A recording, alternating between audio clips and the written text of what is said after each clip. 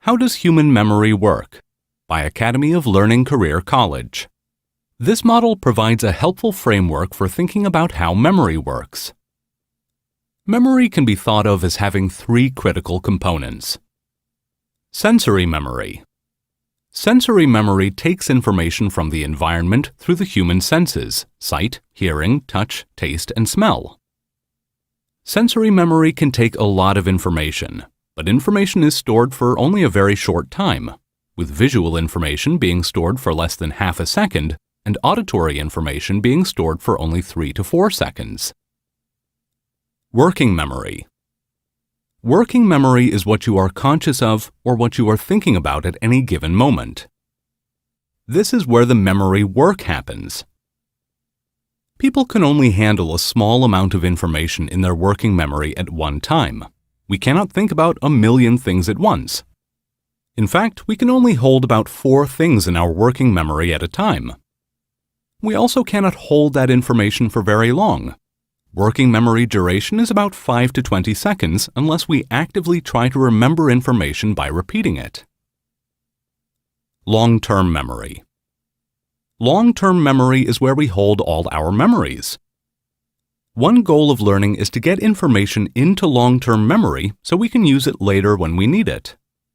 We have a lot of room to store memories, but the memories we store are not perfect representations of the outside world.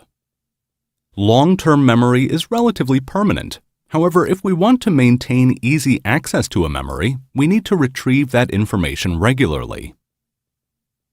What this means is that learning depends on 3 critical processes: attention, encoding, and retrieval. Attention. To get new information into long-term memory, it must go through the working memory, and to get into working memory, we must pay attention to it. This means that attention and focus are the starting point for learning. If learners are not paying attention to course materials, they will not be able to process the information or remember it later. Distractions, text messages, notifications, daydreaming, are not helpful for learning. Encoding. Once we are conscious of information in our working memories, we want to encode the information into long-term memory. Encoding is made easier when learners connect new information to what they already know. Information and processes are repeated. Information is assembled, structured, and organized. It can help to think of your memory a little bit like a filing cabinet. It is easier to find things when they are filed away in an organized fashion.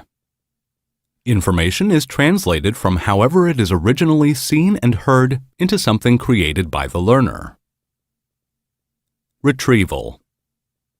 Taking information out of long-term memory and into our conscious working memory so we can change our behavior. Retrieval gets easier when you practice. The more you retrieve something from long-term memory, the easier it becomes. People who have been tested on material are more likely to remember it later and apply it than people who only studied the material.